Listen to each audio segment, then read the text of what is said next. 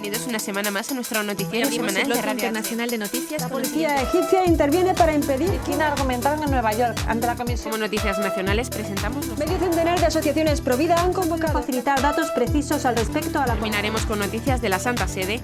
Vaticano recoge firmas para defender a no nacidos. de la Conferencia Episcopal Italiana. Bienvenidos una semana más a nuestro noticiario semanal de Radio HM. Hoy les saludamos María Fra e Isabel Jordán. En España y otros países hay un claro intento de reabrir el debate de la eutanasia con noticias falseadas. El caso de Noa Potoven, una joven holandesa de 17 años que se ha negado a comer y beber porque deseaba morir, está siendo la piedra de toque para reabrir en España el tema de la eutanasia. La chica fue violada por su primo cuando era pequeña y tras este suceso sufrió un trastorno de estrés postraumático, depresión y anorexia. En la última etapa de su vida había sido ingresada en 3 instituciones de atención a menores, pero según denunció su madre, la niña debía estar en un centro psiquiátrico, pero hay una larga lista de espera. Esta noticia ha sido presentada por los medios de comunicación social como un caso de eutanasia, cuando realmente no ha sido así. Las informaciones difundidas por la prensa internacional no responden a la verdad de los hechos, según han denunciado periodistas independientes. La información difundida parece ser una manipulación, según afirma la periodista Naomi O'Leary, quien contrastó lo publicado con el periodista holandés Paul Bolberg, autor de la historia original. Es cierto que la joven pidió la eutanasia a las autoridades sanitarias, pero fue rechazada. Sencillamente, Noa, según la información original, se negó a comer y beber hasta su muerte, y la familia, junto con los médicos, después de haber intentado todo tipo de terapias, incluido el electroshock, convencidos de la inutilidad de sus esfuerzos, decidieron no forzar su decisión, sino que le ofrecieron tratamientos paliativos. No es cierto, por tanto, que le hayan aplicado la eutanasia. La pregunta que queda en el aire es por qué se pretende provocar un debate sobre la eutanasia a nivel mundial, falseando noticias y presentando casos límite como el de esta joven.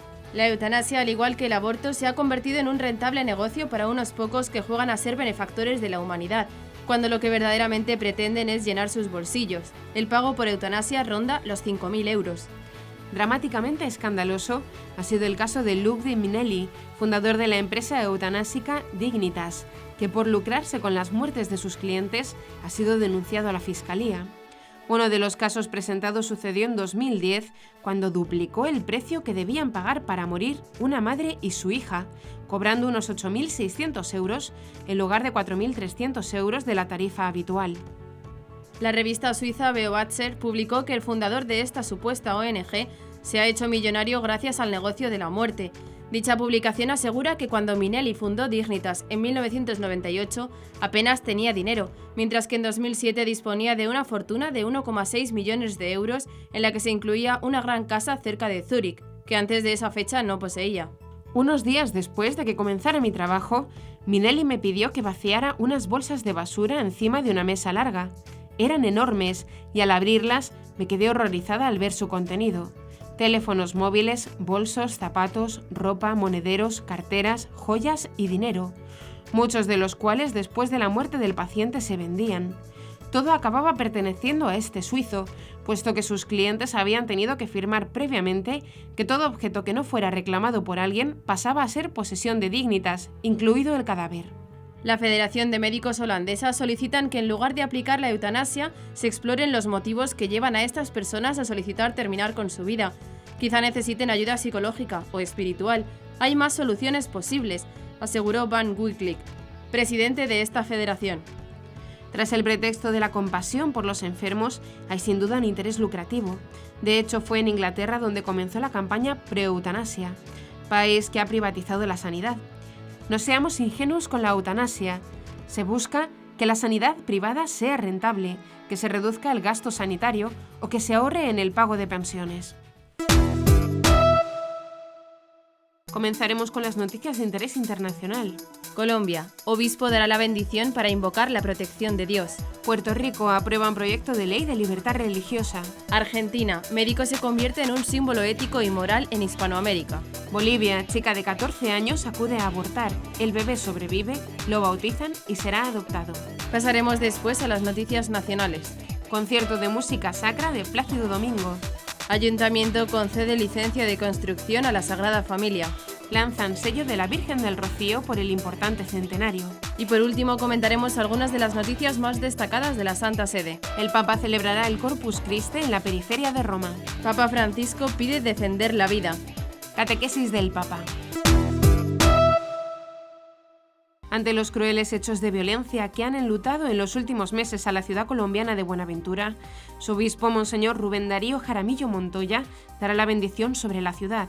El evento ocurrirá el 13 de julio en las cercanías de la fiesta de San Buenaventura y a él se sumarán los párrocos de la localidad, a quienes se les invitará a unirse con la bendición en cada una de sus comunidades. Según explicó el prelado, no se trata de un exorcismo, como han indicado algunos medios de comunicación, sino de una manifestación ciudadana que se expresará en la bendición, la cual tendrá por objeto pedir la protección de Dios sobre la ciudad, tan fuertemente azotada por la violencia. Queremos que Dios bendiga la ciudad, que venga sobre nosotros, indicó Monseñor Jaramillo Montoya. El prelado también comentó que los casos de violencia que se han presentado en Buenaventura son tan terribles y que se nota la manifestación del mal, lo que llama a reflexionar para que nos demos cuenta que estamos viviendo una maldad. Por eso la bendición que se hará sobre la ciudad será para invocar la protección de Dios, mover los corazones y ser conscientes de que existe el mal, un mal que parece que no acaba. La mayoría de los legisladores de la Cámara de Representantes de Puerto Rico aprobó el proyecto de ley PC 2069 titulado Guías para la protección de la libertad religiosa, con el fin de proteger la libertad de los funcionarios estatales de forma que no puedan ser obligados a prestar servicios en contra de su conciencia. En su lugar, el Estado debe lograr un acomodo razonable en el cual los ciudadanos sean atendidos por otros funcionarios que no sean objetores. La libertad religiosa es un derecho fundamental de vital importancia para el desarrollo de una sociedad digna del hombre, reconoce el proyecto en su exposición de motivos. Comprende no solo la profesión de un credo religioso, sino también el poder actuar conforme a esos valores y principios, teniendo como límite intereses apremiantes del Estado para la protección del bien común.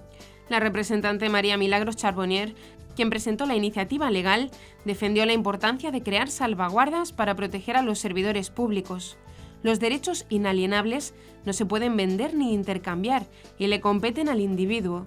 Son derechos fundamentales que no pueden legítimamente ser negados a una persona, recordó la legisladora. Ese derecho a la libertad religiosa es inalienable y no puede ser negado a ninguna persona. La medida, criticada por sus opositores como una supuesta fuente de discriminación, había sido vetada por el gobernador Ricardo Rosselló, pero el mandatario anunció su respaldo al avanzar los debates y escuchar los argumentos.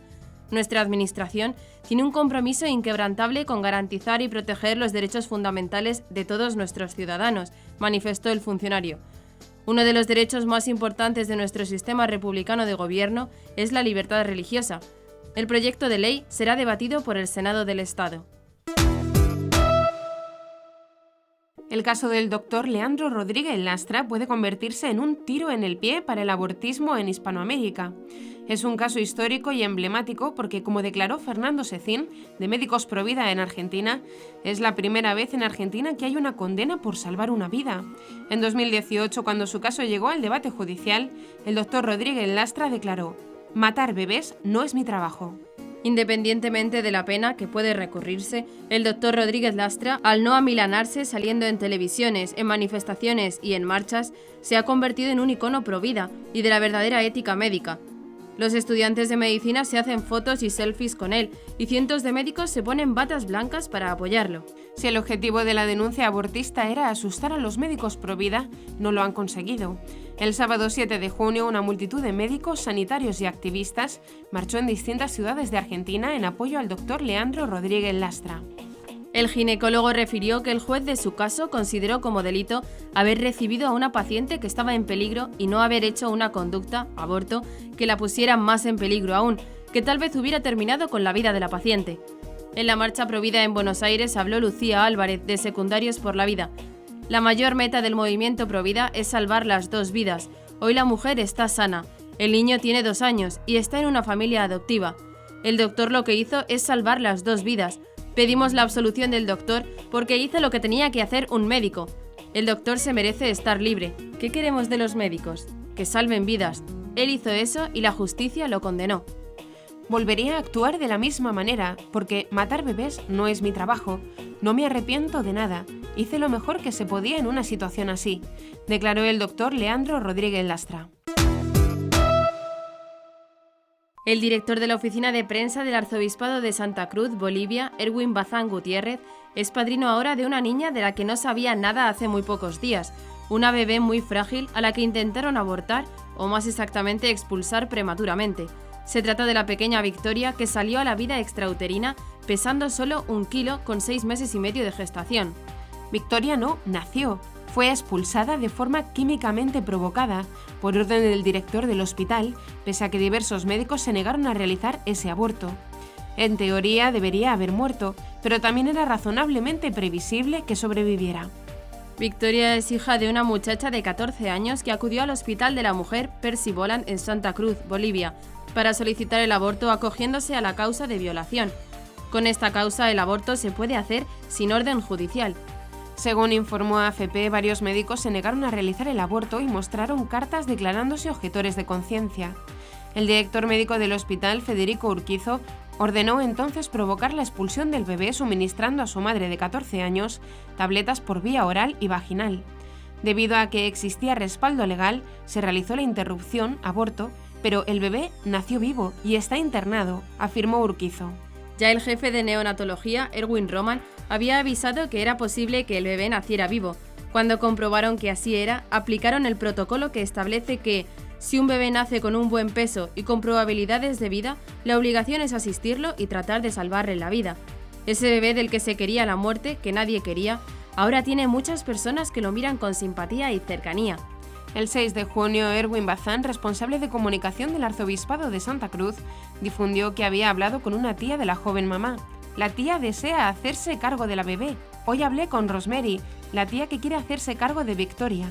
Me alegró conocerla. Ella agradece las oraciones de todos ustedes por la salud de Victoria. Tiene fe de que superará esa etapa delicada y se nota que tiene muy nobles sentimientos. Me puse a su disposición para lo que haga falta, señaló Erwin Bazán. La niña fue bautizada el 5 de junio y se anunció este sacramento en Facebook con buen ánimo.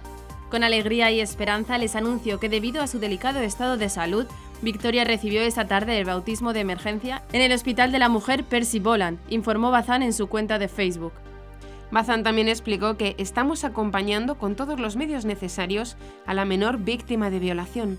Nadie puede estar por encima de la ética. En su cuenta de Facebook, el padrino y comunicado añade algunas puntualizaciones. No fue aborto, sino inducción al parto prematuro. Así lo establecieron los médicos de la maternidad y lo indicaron los protocolos de la OMS. Por tanto, constituye un trato inhumano, cruel y degradante. La sentencia constitucional que ahora usan para matar fue manipulada y tergiversada por las autoridades del Ministerio de Justicia, que pretenden obligar a los médicos a practicar los abortos en cualquier etapa de la gestación, contrario a la propia sentencia constitucional, y por encima de su objeción de conciencia, derecho humano fundamental. Nuestra solidaridad con los médicos de Bolivia. Nadie puede estar por encima de la conciencia ni de la moral y ética profesional que en el caso de los médicos se formaron y juraron salvar vidas. Con la llegada del final del año jubilar mariano ofrecido por el Papa Francisco con motivo del 25 aniversario de la Catedral de Santa María la Real de la Almudena, la Diócesis de Madrid continúa las celebraciones y homenajes a la Virgen en su advocación madrileña.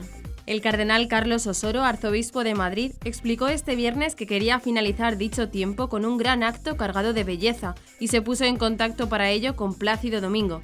Fue así como tuvo lugar en el templo un concierto gratuito de música sacra en honor a la patrona, en la voz del tenor madrileño. El arzobispo de Madrid reconoció al principio del acto una gran admiración por su arte, pero también su sencillez, bondad y cercanía, agradeciéndole que aquella primera conversación se hubiese convertido en realidad. Plácido Domingo, acompañado de Belén Elvira, Raquel Logendio y Estíbaliz Martín, junto con la Orquesta y Coro Filarmonía de Madrid, bajo la dirección de Jordi Benácer, deleitaron a más de 5.500 personas de dentro y fuera del edificio catedralicio. Comenzando con el Ave María de Mascagni y pasando por la Vergine degli Angeli de Verdi y piezas de Rossini y Puccini, el público convocado también se vio sorprendido por la aparición de los niños de la Escolanía de Santa María la Blanca. Al finalizar el acto, el cuarteto de intérpretes consagrados se unieron a los niños para entonar el himno de la Almudena. El acto concluyó con la entrega por parte del cardenal de una imagen de la patrona y la salida de la Plaza de la Armería, abarrotada con más de 4.500 personas. Detalle muy aplaudido por todo el público que había soportado el fuerte sol durante todo el acto, que había comenzado a las 7 de la tarde. El Templo Expiatorio de la Sagrada Familia recibió el pasado 7 de junio la licencia de obras por parte del Ayuntamiento de Barcelona, después de 137 años en construcción. Esto permite a la Junta Constructora continuar el proyecto diseñado por el arquitecto Antonio Gaudí. Su construcción se inició en el año 1882 y está previsto que finalice en el año 2026. Se trata de uno de los monumentos más visitados de España y la iglesia más visitada de Europa, después de la Basílica de San Pedro del Vaticano. Cuando comenzó la construcción del templo en el siglo XIX, se pidió la licencia correspondiente al Ayuntamiento de San Martín de Provençals, que por entonces era un municipio independiente. Sin embargo, tras la anexión de este a la ciudad de Barcelona, no se pidió una nueva licencia. En octubre de 2018, el Ayuntamiento de Barcelona y la Junta Constructora de la Sagrada Familia llegaron a un acuerdo para la regulación de la licencia del proyecto, que finalmente fue concedida el pasado 7 de junio. En un comunicado emitido por la Basílica de la Sagrada Familia, precisan que la regularización de la licencia de obras es el resultado de un trabajo conjunto entre el Ayuntamiento de Barcelona y la Sagrada Familia, que han colaborado estrechamente durante los años pasados. En el comunicado enviado por la Sagrada Familia explican que este acuerdo tiene la finalidad de contribuir económicamente a la urbanización, la movilidad y el mantenimiento del entorno.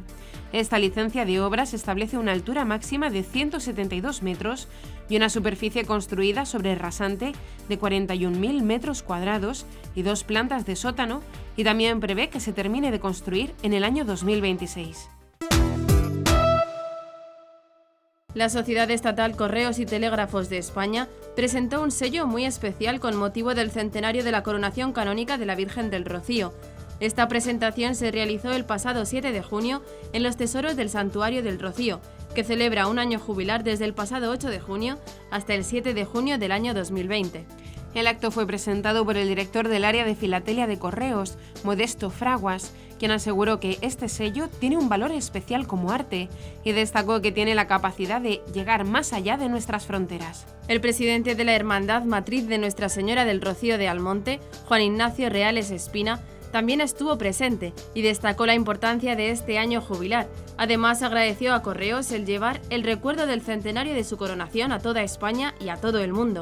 Se trata de un sello que es una reproducción de una obra del pintor Raúl Berzosa y que muestra a la Virgen coronada, con la llama del Espíritu Santo sobre la corona, en referencia a Pentecostés, y rodeada por 12 estrellas de 7 puntas, en relación con los 7 dones del Espíritu Santo. Según Correos, se han puesto a disposición 180.000 de estos sellos con la imagen de la Virgen. Sin embargo, esta no ha sido la primera vez que se emite un sello de la Virgen del Rocío, sino que ya lo realizaron en los años 1981, 1986 y 2013. La devoción por la Virgen del Rocío es una de las más difundidas en España. Este año se cumple el primer centenario de la coronación canónica, que fue determinante en la historia de la devoción rociera. Actualmente la Virgen del Rocío recibe en la ermita de su santuario a más de 1 millón de visitantes en el día de su romería y durante todo el año es también un lugar de oración al que se dirigen numerosos peregrinos. Este centenario de la coronación canónica de la Virgen del Rocío coincide también con el 25 aniversario del viaje de San Juan Pablo II a España, durante el que visitó este santuario mariano. La Sala de Prensa de la Santa Sede informó que el domingo 23 de junio, en la solemnidad del Santísimo Cuerpo y Sangre de Cristo, a las 18 horas, el Papa Francisco celebrará una Santa Misa en el atrio de la Iglesia de Santa María Consoladora, en el barrio de Casal Bertone, zona este de Roma. El director interino de la Sala de Prensa de la Santa Sede, Alessandro Gisotti, agregó que después de la celebración eucarística habrá la procesión con el Santísimo Sacramento, que será conducido por las calles del barrio, y que al final de la procesión habrá la bendición eucarística concedida por el Papa Francisco. Esta no es la primera vez que Francisco innova en la conmemoración de la mayor fiesta que se celebra para el Santísimo Sacramento. En 2017 la celebración del Corpus Christi pasó de jueves a domingo. Desde el 18 de junio de 2017, la procesión romana del Corpus Christi, que comenzaba en la Basílica de San Juan de Letrán y recorría toda la vía merulana para llegar a la Basílica de Santa María la Mayor, no se realiza más los jueves, sino los domingos. En 2018, Francisco rompió la tradición de más de 50 años de celebrar el Corpus Christi en la Basílica Papal de San Juan de Letrán y fue hasta el barrio de Ostia, en el litoral romano, y allá presidió la celebración eucarística en la plaza enfrente a la parroquia de Santa Mónica. El Papa Francisco aseguró que estamos llamados a defender la vida y a servirla desde la concepción en el seno materno hasta la edad avanzada, cuando esté marcada por la enfermedad y el sufrimiento. Así lo dijo el Santo Padre durante la audiencia general de este miércoles 12 de junio, al saludar a los peregrinos polacos presentes en la Plaza San Pedro del Vaticano. Sé que muchos de ustedes y miles de sus compatriotas participaron en la Marcha por la Vida el domingo pasado, llevando el mensaje de que la vida es sagrada porque es un don de Dios, señaló el pontífice. El Papa Francisco aseguró que estamos llamados a defenderla y a servirla, desde la concepción en el seno materno hasta la edad avanzada, cuando esté marcada por la enfermedad y el sufrimiento. No está permitido destruir la vida, hacerla objeto de experimentos o de falsas concepciones, expresó con firmeza Francisco. En esta línea, el Santo Padre pidió oraciones para que la vida humana sea respetada siempre, dando testimonio de los valores del Evangelio, especialmente en el ámbito de la familia. Según la Iglesia en Polonia, la Marcha por la Vida y la Familia reunió a unas 200.000 personas en 130 ciudades. Redescubrir la belleza de dar testimonio del resucitado y dejar atrás las actitudes autorreferenciales, renunciando a retener los dones de Dios y no cediendo a la mediocridad. Fue la indicación del Papa Francisco en su segunda catequesis basada en los Hechos de los Apóstoles en el miércoles 12 de junio. Hemos comenzado un nuevo ciclo de catequesis que seguirá el viaje del Evangelio que narra el libro de los Hechos de los Apóstoles. Todo tiene origen en la resurrección de Cristo, que es la fuente de vida nueva. Por eso los discípulos permanecen unidos y perseverantes en la oración junto a María, la Madre de Jesús, y de la nueva comunidad en espera de recibir el Espíritu Santo. Uno de los dolorosos acontecimientos de la pasión que muestra este libro, dijo el Papa, es que los apóstoles del Señor ya no son los 12 elegidos por él, sino 11.